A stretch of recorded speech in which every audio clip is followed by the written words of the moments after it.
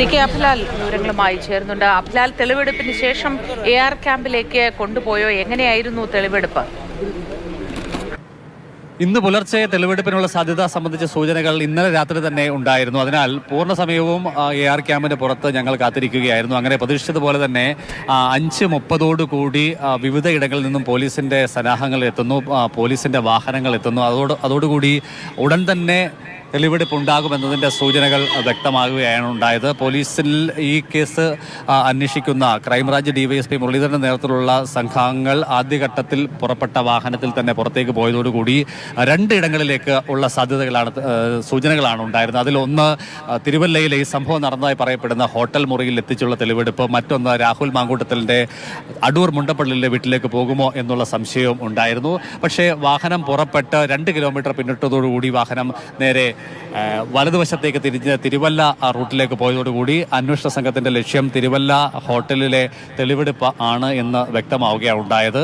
30 kilometre ദൂരമുണ്ട് Pathanamthitta AR ക്യാമ്പിൽ നിന്നും തിരുവല്ലയിൽ ഈ സംഭവം നടന്നതായി പറയപ്പെടുന്ന ഹോട്ടലിലേക്ക് എത്തിച്ചേരാൻ. അങ്ങനെ ആ 30 കിലോമീറ്റർ ദൂരം ഏറെക്കുറെ 35 മിനിറ്റ് സമയം കൊണ്ട് വാഹനം ഓടിയെത്തി. അങ്ങനെ കൃത്യമായി പറഞ്ഞാൽ 6:29 പോലീസ് വാഹനം ക്ലബ് 7 ഹോട്ടലിന് മുന്നിലേക്ക് എത്തുന്നു. പിന്നീട് പോലീസുകാരെ 2 നിരയായി നിർത്തി അതിന് മധ്യത്തിലൂടെ മാധ്യമങ്ങളുടെ പരമാവധി പിടിയിൽ അകപ്പെടാതെ രാഹുലിനെ കടത്തിക്കൊണ്ട് പോകാനുള്ള ഒരു കൃത്യമായ പ്ലാനിങ്ങിലൂടെ പോലീസ് അത് നടപ്പാക്കുകയാണ് ഉണ്ടായത്. ഇടയ്ക്ക് മാധ്യമപ്രവർത്തകർ രാഹുലിനോട് ഈ ഉയർന്നു വന്ന ആക്ഷേപങ്ങൾ, രജിസ്റ്റർ ചെയ്യപ്പെട്ട കേസുമായി ബന്ധപ്പെട്ട നടപടികളെക്കുറിച്ചൊക്കെ നിരന്തരം ചോദിച്ചുകൊണ്ടേയിരുന്നു. പക്ഷേ ഒന്നിനോട് പോലും അദ്ദേഹം പ്രതികരിച്ചില്ല. ഉള്ളിലേക്ക് പോയപ്പോഴും 15 മിനിറ്റുകൾക്ക് ശേഷം തിരികെ എത്തിയപ്പോഴും അദ്ദേഹം ഒന്നും ഉരിയാടിയില്ല എന്നുള്ളതാണ് ശ്രദ്ധേയം. മറ്റൊന്ന് കാര്യമുണ്ട്, രാഹുൽ മാങ്കൂട്ടത്തിന്റെ മുഖത്ത് ആത്മവിശ്വാസം നിറഞ്ഞ ഒരു ചിരിയാണ് കാണാനാവുന്നത്. ഇതൊക്കെ ഞാൻ മറികടക്കുമെന്നൊരു വിശ്വാസമുള്ളതുപോലെ. എന്തായിരിക്കും കേസിന്റെ ഒരു ഗതി? കോടതിയിൽ എങ്ങനെയായിരിക്കും ഈ കേസ് കൈകാര്യം ചെയ്യപ്പെടുക? 3 കേസുകൾ രജിസ്റ്റർ ചെയ്യപ്പെട്ടിരുന്നു. ആദ്യത്തെ 2 കേസുകളിലും പിടിയിലാകാതെ നിയമപരമായ പരിരക്ഷ അദ്ദേഹം തുടർച്ചയായ നിയമ പോരാട്ടത്തിലൂടെ നേടിയെടുത്തെങ്കിൽ 3ാമത്തെ കേസിൽ അദ്ദേഹം കുടുങ്ങുകയാണ് ഉണ്ടായത്. ചുരുങ്ങിയത് ഇപ്പം നാളെ കോടതിയിൽ അദ്ദേഹത്തെ ഹാജരാക്കുമ്പോൾ സ്വാഭാവികമായും ജുഡീഷ്യൽ കസ്റ്റഡിയിലേക്ക് പോകും. അങ്ങനെ പിന്നീട് 16-ാം തീയതി അദ്ദേഹത്തിന്റെ ജാമ്യാപേക്ഷ കോടതി പരിഗണിക്കുന്നുണ്ടെങ്കിലും ആദ്യഘട്ടത്തിൽ തന്നെ അദ്ദേഹത്തിന് ജാമ്യം കിട്ടുമെന്നുള്ള പ്രതീക്ഷ നമുക്ക് വെച്ചു പുലർത്താൻ കഴിയുകയില്ല. സ്വാഭാവികമായി അത് തള്ളിക്കളയാനുള്ള സാധ്യതയാണ് നമുക്ക് മുന്നിൽ തെളിഞ്ഞു നിൽക്കുന്നത്.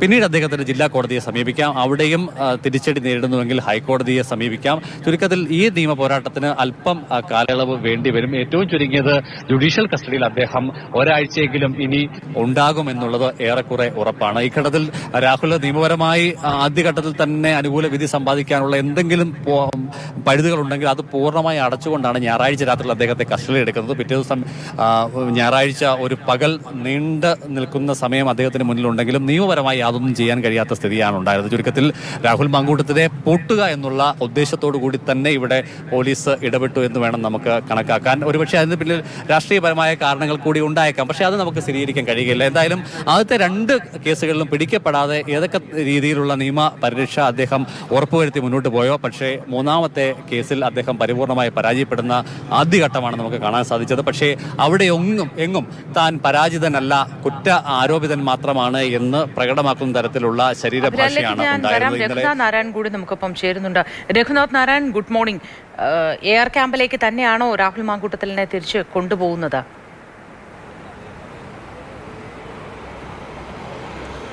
അതെ, അഭിലാൽ നൽകിയ വിവരപ്രകാരമാണെങ്കിൽ അഭിലാലാണ് ആ വാഹനത്തിന് പിന്നാലെ ഉള്ളത്. നൽകുന്ന വിവരപ്രകാരമാണെങ്കിൽ AR ക്യാമ്പിലേക്ക് തന്നെയാണ് കൊണ്ടുപോകുന്നത്. കാരണം AR ക്യാമ്പിലേക്ക് തിരുവല്ലയിൽ കൊണ്ടുവന്ന അതേ വഴിയിലൂടെയാണ് തിരിച്ച് രാഹുലിനെ കൊണ്ടുപോയിക്കൊണ്ടിരിക്കുന്നത്. ഞാൻ ഹോട്ടലിലാണുള്ളത്. ഈ ഹോട്ടലിൽ വെച്ചാണ് പീഡനം നടന്നത് എന്നുള്ളതാണ് പരാതിക്കാരിയുടെ മൊഴി.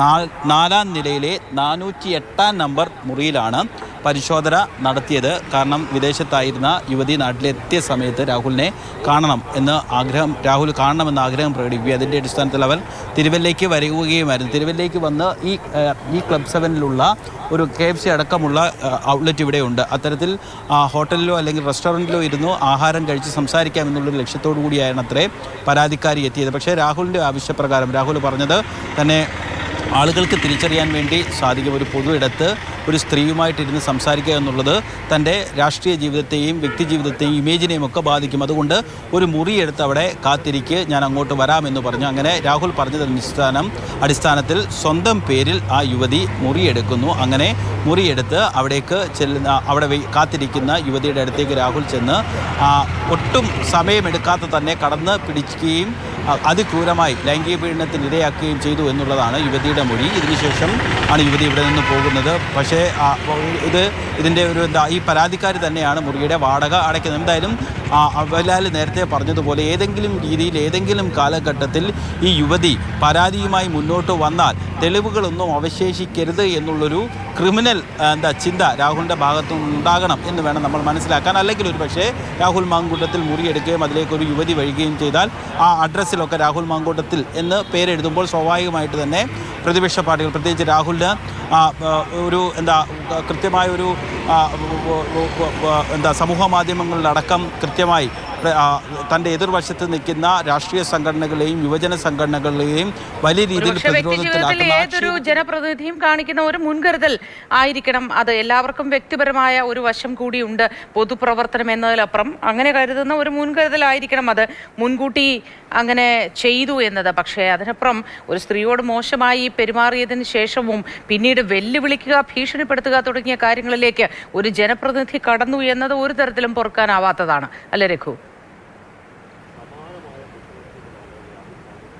തീർച്ചയായും ഈ സമാനമായ 3 പരാതികളിലും രാഹുൽ ഇത്തരത്തിൽ യുവതികളുമായി സ്നേഹം അല്ലെങ്കിൽ സ്നേഹം നടിക്കുകയും അടുപ്പത്തിൽ പെരുമാറുകയും ഇതിനുശേഷം അവരോട് പല ആവശ്യങ്ങൾ പറയുകയും ആ ആവശ്യങ്ങൾക്കൊക്കെ രാഹുൽ, അതായത് കുഞ്ഞിനെ വേണം എന്നുള്ള ആവശ്യങ്ങൾക്കടക്കം അവർ രാഹുലിനോട് വഴങ്ങി നിൽക്കുകയും ഇതിനുശേഷം ഇങ്ങനെ ഗർഭിണിയാണ് എന്ന് അറിയുന്ന ഘട്ടത്തിൽ നിഷ്കരണം അവരെ തള്ളിക്കളയുകയും പിന്നീട് ഇവരെ കടുത്ത മാനസിക സമ്മർദ്ദത്തിലാക്കുന്ന രീതിയിൽ ഭീഷണിപ്പെടുത്തുകയും എന്തെല്ലാം ചെയ്യാൻ പറ്റും ആ കാര്യങ്ങളൊക്കെ ഞാൻ ചെയ്യും എന്ന് അവരെ വലിയ രീതിയിലൊരു മെന്റൽ ട്രോമയിലേക്ക് തള്ളിവിടുന്ന രീതിയിലാണ് രാഹുലിന്റെ പെരുമാറ്റം.